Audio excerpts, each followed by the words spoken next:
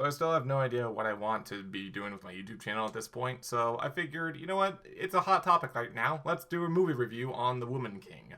Yay! For those who don't know, The Woman King is a story based on the African kingdom of Dahomey and follows the real-life regiment of the Agoge, an all-female regiment of warriors. It follows the characters of Nanisca, the general, a new recruit of Nawi, as well as other characters like Izogi, Amenza, and King Gezo. The story more or less focuses on Nanisca, as shadows of her past come back to face her, as well as her trying to train new recruits to protect Dahomey and their way of life. And that's kind of where some of the problem lies. See, a very quick Google search and Wikipedia article on Dahomey basically reveals they were a massive slave state. They were heavily militarized, had raids across the land to essentially capture people and sell them in the North Atlantic slave trade. They were a huge part of that. And that's kind of where the whole problem began, especially if you kind of look at the initial likes to dislikes on the trailer, as well as some of the comments. It basically is like glorifying slavers, which also has kind of led to a boycott over the weekend when this movie first came out. There can also be like another issue in like how the Portuguese like slaver that comes in is like supposed to be an enemy.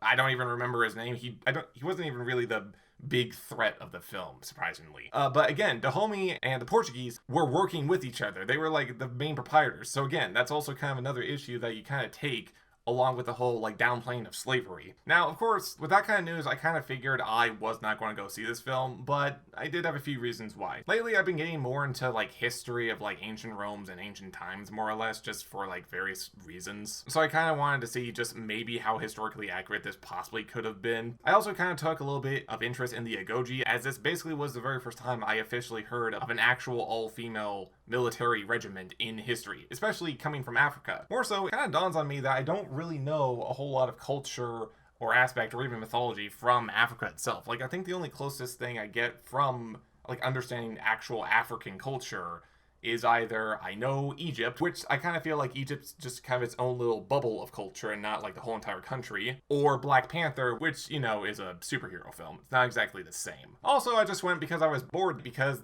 pretty much most of the day I was driving to a funeral and driving back and then doing nothing. So I might as well go see this film. And I will say, it's not super terrible. I don't necessarily think it's as terrible as some people make it out to be. It's still bad in many aspects, especially the slavery aspect. Just they do mention slavery in the film. They're not tone deaf to say like, oh no, we don't do slavery. There is credit for that, but at the same time, they really downplay it that this isn't their fault. It's more or less, of course, the Europeans kind of forcing them to do this. But again, the Dahomey Empire heavily thrived on this. In fact, King Gezo, an actual historical figure, really promoted this, and when the British imposed the blockade to try and shut down the slave trade in the 1840s, King Gezo just started it right back up. Not that surprising, he was then assassinated about a year or two later. The film itself is shot very well.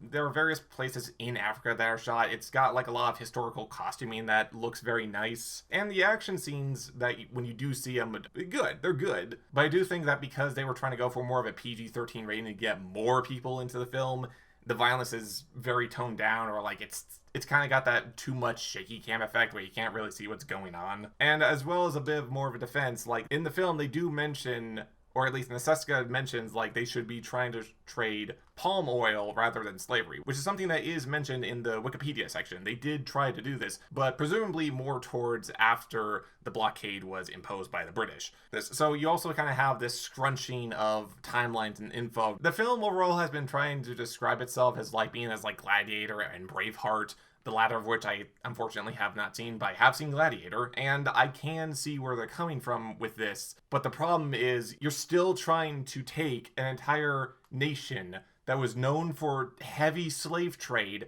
and turn them more into like sympathetic heroes and like raise them up as icons. But it's not exactly the same as like turning a Scottish freedom fighter into a film, or even just fully making up another fictional character to like assassinate a bad emperor. Overall, the film is very bad at trying to keep it as historically accurate as possible. The fact is, the Dahomey Empire was a massive slave trader, and while they do acknowledge it in some way in this film, they really do not show it and heavily downplay it. I don't even think they even show like the Dahomey even attempting slave trade.